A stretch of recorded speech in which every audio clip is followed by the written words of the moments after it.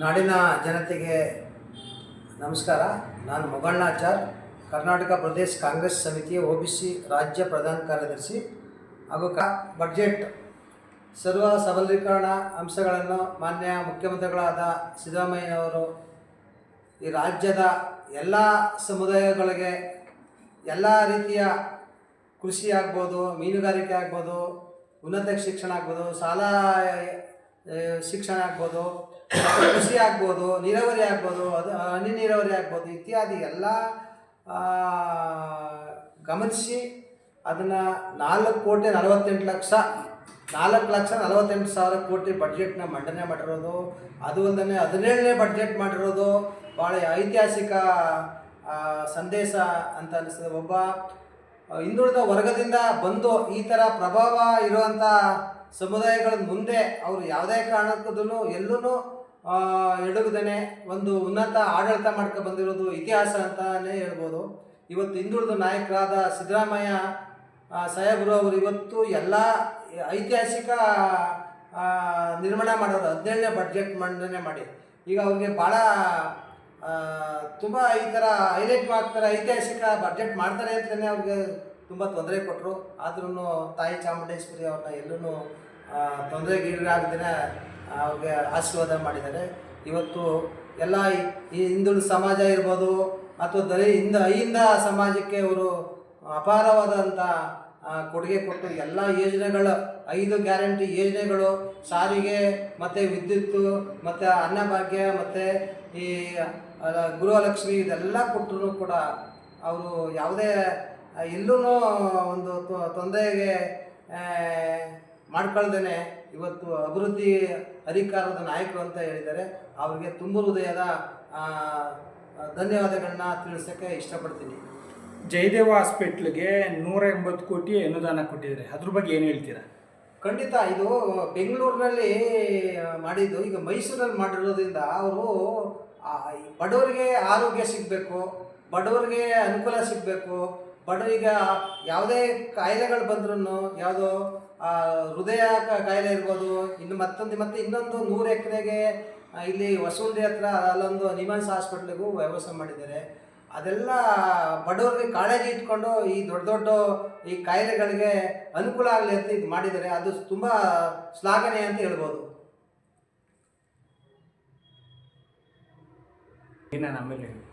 ಹಾಗಾಗಿ ಇವತ್ತು ಎಲ್ಲ ಸಮಾಜಕ್ಕೆ ಎಲ್ಲ ಕೊಟ್ಟಿದ್ದಾರೆ. ಆದರೆ ಇನ್ನೊಂದು ಕೊರತೆ ಏನಂದರೆ ಮಾನ್ಯ ಮುಖ್ಯಮಂತ್ರಿಗಳು ಹಿಂದುಳಿದ ವರ್ಗಗಳ ಸಮಾಜಗಳು ಭಾಳ ಸಕ್ರಿಯವಾಗಿ ಕಾಂಗ್ರೆಸ್ ಪಕ್ಷಕ್ಕೆ ಕಾರ್ಯಕರ್ತರಾಗಿ ದುಡಿದಿದ್ದಾರೆ. ಅವ್ರಿಗೆ ಸ್ಥಾನಮಾನ ಇಲ್ಲದೇ ವಂಚಿತರಾಗಿದ್ದಾರೆ. ಮಾನ್ಯ ಮುಖ್ಯಮಂತ್ರಿಗಳು ನಮಗೆ ಯಾವ್ದಾರೋ ನಾವು ದುಡಿದಿದ್ದೀವಿ, ನಾವು ಕೆಲಸ ಮಾಡಿದ್ದೀವಿ, ನಮಗೆ ಸ್ಥಾನಮಾನ ಸಿಗುತ್ತೆ ಅಂತ ನಿರೀಕ್ಷೆಯಲ್ಲಿದ್ದಾರೆ. ಸನ್ಮಾನ್ಯ ಮುಖ್ಯಮಂತ್ರಿಗಳು ಹಾಗೂ ಉಪಮುಖ್ಯಮಂತ್ರಿಗಳು ಇವರೆಲ್ಲ ದುಡಿದಿರುವಂಥ ಹಿಂದುಳಿದ ಸಮಾಜಕ್ಕೆ ಮತ್ತು ಅಧಿಕಾರ ಸ್ಥಾನಮಾನ ಕೊಡಬೇಕು ಅಂತ ತಮ್ಮಲ್ಲಿ ಕೈ ಮುಗಿದು ಮಾತಾಡ್ತೀನಿ. ಮೊಗಣ್ಣಾಚಾರ್. BPL ಕಾರ್ಡ್ನವ್ರಿಗೆ ಇಂದಿರಾ ಕಿಟ್ ಅಂತ ಕೂಡ ಕೊಡ್ತಾ ಇದ್ದಾರೆ. ಖಂಡಿತ ಅದು ಒಳ್ಳೆಯದು. ಯಾಕೆಂದರೆ ಈಗ ಇಂದಿರಾ ಕಿಟ್ಟು ಅಂತ ಕೊಡುವಂಥದ್ದು ಈಗ ಅಕ್ಕಿ ಮತ್ತು ದವಸ ಧಾನ್ಯ ಕೊಟ್ಟರೆ ಅದು ಮಿಕ್ಕದ್ದು ಈ ಕಾಳುಗಳು ಮತ್ತು ಎಣ್ಣೆಗಳು ಇವೆಲ್ಲ ಪ್ಯಾಕೇಜ್ ಮಾಡಿದ್ದಾರೆ ಅನ್ನೋದೊಂದು ಗೊತ್ತಾಗಿದ್ದು ಭಾಳ ಖುಷಿ ಆಗುತ್ತೆ. ತುಂಬ ಜನಗಳಿಗೆ ಇದು ಆರೋಗ್ಯ ಪೌಷ್ಟಿಕ ಆಹಾರ ಕೊಡುವಂಥದ್ದು ಇದು ಒಳ್ಳೆಯ ಉತ್ತಮವಾದ ಅದು ಸೌಲಭ್ಯ ಕೊಡ್ತಾ ಇರೋದು ಅದೊಂದು ಭಾಗ್ಯ ಅಂತಲೇ ಹೇಳ್ಬೋದು. ಅದೊಂದು ಗ್ಯಾರಂಟಿಗೆ ಸೇರ್ಕೊತದೆ. ಬ್ಯಾಕ್ಲಾಗ್ ಹುದ್ದೆ ಕೂಡ ಭರ್ತಿ ಮಾಡ್ತಾ ಇದ್ದಾರೆ. ಖಂಡಿತ 2.5 ಲಕ್ಷದ ಜನಸಂಖ್ಯೆನ ಇವತ್ತು ಅಧಿಕಾರದ ವಂಚಿತರ ನಿರುದ್ಯೋಗಿಗಳಿಗೆ ಅಧಿಕಾರ ಕೊಡ್ತಾ ಇದ್ದಾರಲ್ಲ, ಅದು ಯಾರು ಮಾಡ್ದಂಥ ಕೆಲಸ ಇಷ್ಟೆಲ್ಲ ಹಗರಣ ಬೇರೆ ವಿರೋಧ ಪಕ್ಷದವರು ಅದು ಮಾಡ್ತಾ ಇಲ್ಲ, ಇದು ಮಾಡ್ತಾ ಇಲ್ಲ, ಇದೆಲ್ಲ ಕಣ್ಣು ಕಾಣ್ತಾ ಇಲ್ವ ಅವ್ರಿಗೆ ಎಲ್ಲ ಅಭಿವೃದ್ಧಿನೂ ಮಾಡ್ತಾ ಇದ್ದಾರೆ, ಎಲ್ಲ ಭಾಗ್ಯಗಳನ್ನೂ ಕೊಡ್ತಾ ಇದ್ದಾರೆ, ಎಲ್ಲ ಗ್ಯಾರಂಟಿಗಳನ್ನೂ ಕೊಡ್ತಾ ಇದ್ದಾರೆ. ಎಲ್ಲಿ ಕೆಲಸ ನಿಂತಿದೆ ಹೇಳಿ? ಕೆಲಸಗಳನ್ನ ಇವರು ಹಿಂದೆ ಎಲೆಕ್ಷನ್ ಟೈಮ್ನಲ್ಲಿ 1000 ಕೋಟಿ ಟೆಂಡರ್ನ ಕೊಟ್ಬಿಟ್ಟು ರೋಡ್ಗಳು ಮಾಡೋಕ್ಕೆ ಅವ್ರಿಗೆ ಬಿಲ್ ಕೊಡ್ದೇ ಹೊಟ್ಟೋಗ್ಬಿಟ್ರು. ಇವರು ಕಿಕ್ ಬ್ಯಾಂಕ್ ಎತ್ಕೊಂಡು ಹೊಟ್ಟೋದ್ರು ಎಲೆಕ್ಷನ್ ದುಡ್ಡು ಬೇಕು ಅಂತ. ಆದರೆ ಆ ದುಡ್ಡುಗಳೆಲ್ಲ ತೀರಿಸ್ತಾ ಇದ್ದಾರೆ. ಇವತ್ತು ಇಡೀ ನಮ್ಮ ಭಾರತದಲ್ಲಿ ನಂಬರ್ 1 ಕರ್ನಾಟಕ ನಂಬರ್ 1 ಮುಖ್ಯಮಂತ್ರಿ ಅಂದರೆ ಸಿದ್ದರಾಮಯ್ಯನವರೇ. ಅವರ ಅಧ್ಯಕ್ಷತೆ, ಅವರ ಆಡಳಿತದಲ್ಲಿ ತುಂಬ ಯಾರೂ ಎಲ್ಲೂ ಇದನ್ನು ಇಡೀ ರಾಷ್ಟ್ರದಲ್ಲಿ ಇವ್ರನ್ನ ಒಂದು ಉನ್ನತ ಮುಖ್ಯಮಂತ್ರಿ ಅಂತ ಬಿರುದು ಕೊಡೋಕ್ಕೆ ಎಲ್ಲ ರೆಡಿ ಮಾಡ್ಕೊಂಡಿದ್ದಾರೆ. ಅನ್ನೂರು ನೀರಾವರಿ ಯೋಜನೆಗೆ 490 ಕೋಟಿ ಘೋಷಣೆ ಮಾಡಿದ್ದಾರೆ. ಖಂಡಿತ ಅಲ್ಲಿ ಕೊಡಬೇಕು. ಯಾಕೆಂದ್ರೆ ಅನ್ನೂರು ಕ್ಷೇತ್ರ ಬರೀ ಬರಗಾಡ ಕ್ಷೇತ್ರ, ಅಲ್ಲಿ ನೀರಾವರಿನೇ ಗೊತ್ತಿಲ್ಲ ಅವ್ರಿಗೆ. ಅಲ್ಲಿ ಕೊಡ್ತಾ ಇರೋದು ಇದೆಯಲ್ಲ ತುಂಬ, ಅಲ್ಲಿ ಅವರು ಈಗ ಪುನರ್ಜನ್ಮ ಅಲ್ಲಿ ಇವ್ರು ನೀರಾವರಿ ಮಾಡಿರೋದ್ರಿಂದ, ನೀರಾವರಿ ಕೊಟ್ಟಿರೋದ್ರಿಂದ, ಪಾಪ ಅಲ್ಲಿ ಬರಗಾಡಿರೋದ್ರಿಂದ ನೀರಾವರಿ ಕೊಡ್ತಾ ಇರೋದು ತುಂಬ ಉತ್ತಮವಾದ ಕೆಲಸ. ಅವರು ಬಡವರ ಮೇಲೆ ಕಾಳಜಿ ಇದೆ ಅನ್ನೋ ಉದ್ದೇಶಕ್ಕೆ ಇದೊಂದೇ ಸಾಕ್ಷಿ ಅಂತ ಹೇಳ್ಬೋದು. ಇದನ್ನು ಹೊರತುಪಡಿಸ್ದಂಗೆ 16 ವರ್ಷದ ಮಕ್ಕಳಿಗೆ ಅಂತರ್ಜಲ ನಿಷೇಧ ಮಾಡಿದ್ದಾರೆ. ಅದು ತಮ್ಮ ಸರಿ ಅನ್ನಿಸ್ತಾ ಇದೆಯಾ? ಅಂತರ್ಜಲ ಅಲ್ಲ, ಇದು ಸಮಾಜ, ಅದು ನಿಜವಾಗ್ಲೂ ಕೂಡ ಇದನ್ನ ಜಾರಿ ತರಬೇಕಾದದ್ದು ಮೊದಲನೇ ಕರ್ತವ್ಯ. ಕಾರಣ ಇವತ್ತು ಮಕ್ಕಳುಗಳು ಈ ಮೊಬೈಲ್ ಇದಕ್ಕೆ ಗೀಳಿಗೆ ಬಿದ್ದುಬಿಟ್ಟು ತಮ್ಮ ಮೆಂಟಲಿ ಮತ್ತು ಫಿಸಿಕಲಿ ಇದರಲ್ಲಿ ಭಾರಿ ಡೆವಲಪ್ಮೆಂಟ್ ಆಗ್ತಾ ಇದೆ. ಇದು ಕ್ಷೀಣಿಸ್ತಾ ಇತ್ತು. ಇವತ್ತು ಯಾರ ಮಕ್ಕಳು ನೋಡಲಿ ಬೆಳಿಗ್ಗೆ ಎದ್ದ ತಕ್ಷಣ ಮೊಬೈಲ್ ಇಟ್ಕೊಂಡು ಅದರಲ್ಲೂ 16ನೇ ವರ್ಷದ ತನಕ ಅವರು ಸರ್ಕಾರ ಲೇಟೇ ಇದೆ. ನಿಜವಾಗಿ ಹೇಳಬೇಕು ಅನ್ನೋದಾದರೆ ತಡವಾಗಾದರೂ ಕೂಡ ಎಚ್ಚೆತ್ಕೊಂಡು ಈ ಶೈಕ್ಷಣಿಕವಾಗಿ ಮತ್ತು ಸಾಮಾಜಿಕವಾಗಿ ಇದು ನಿಜವಾಗ್ಲೂ ಹೇಳಬೇಕು ಅಂತ ಒಂದು ಅಭೂತಪೂರ್ವವಾದಂಥ ನಿರ್ಣಯ. ಇದನ್ನು ಎಲ್ಲರೂ ಕೂಡ ತಂದೆ ತಾಯಿಗಳಾದವರು ಇದನ್ನು ಏನು ಸರ್ಕಾರ ಜಾರಿಗೆ ತರ್ತಾ ಇದೆ ಇದನ್ನು ಸ್ವಾಗತಿಸಿ ತಾವು ಕೂಡ ಇದು ನನ್ನ ಸರ್ಕಾರ ಜವಾಬ್ದಾರಿ ಮಾತ್ರ ಅಲ್ಲ, ಇದು ನಮ್ಮ ಜವಾಬ್ದಾರಿನೂ ಕೂಡ ಅಂತ ಹೇಳಿ ಆ ಮಕ್ಕಳ ತಂದೆ ತಾಯಿಗಳು ಇದನ್ನು ಜಾರಿ ಮಾಡೋದಕ್ಕೆ ಅನುವು ಮಾಡಿಕೊಡ್ಬೇಕು. ಅನುವು ಮಾಡಿಕೊಟ್ಟಾಗ ಈ ದೇಶದಲ್ಲಿ, ಈ ರಾಜ್ಯದಲ್ಲಿ ಒಂದು ಉತ್ತಮವಾದಂಥ ಮಕ್ಕಳನ್ನ ಪ್ರಜೆಗಳನ್ನು ಉತ್ಪತ್ತಿ ಮಾಡೋದಕ್ಕೆ ಅನುಕೂಲ ಆಗ್ತದೆ ಅಂತ ಈ ವಿಚಾರವನ್ನು ಪ್ರಸ್ತಾಪ ಮಾಡ್ತಾರೆ.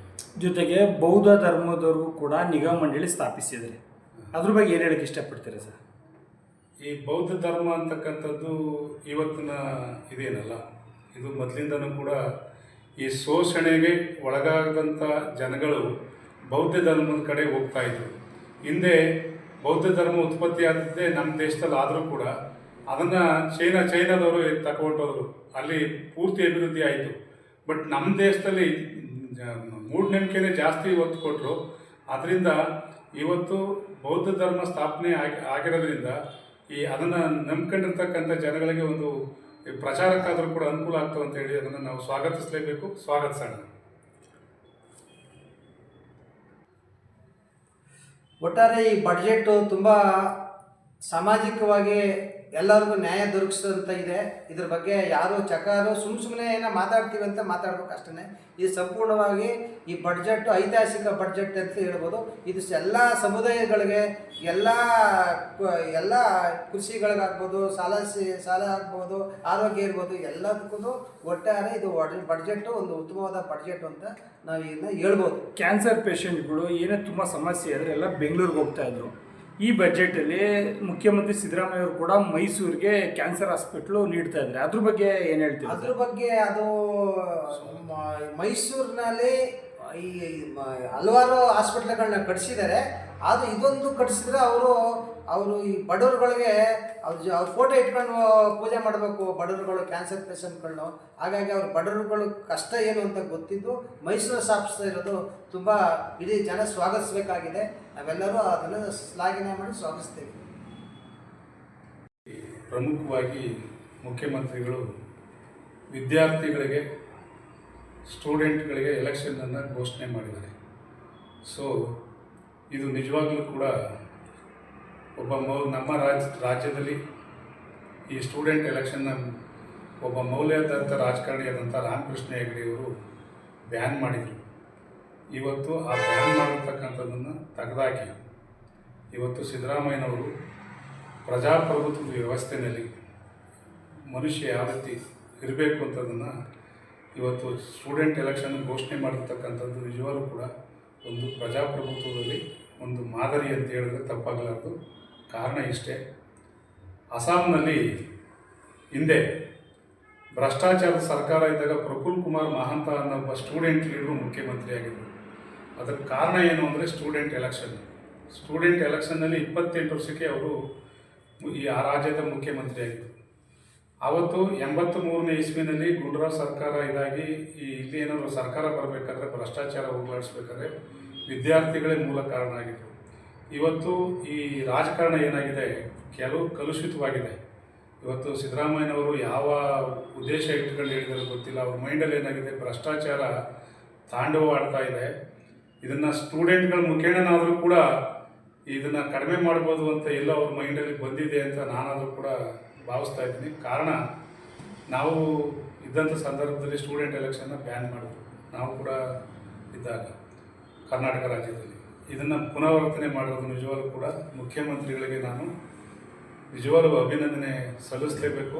ಈ ಯುವಜನತೆ ತಮ್ಮ ಲೀಡರ್ಶಿಪ್ನ ಬೆಳೆಸ್ಕೊಂಡು ಹೋಗೋದಕ್ಕೂ ಕೂಡ ಈ ವಿದ್ಯಾರ್ಥಿಗಳ ಚುನಾವಣೆ ಒಂದು ದಾರಿದೀಪ ಆಗ್ತದೆ ಅಂತ ಹೇಳಿದ್ರೆ ತಪ್ಪಾಗಲಾರದು.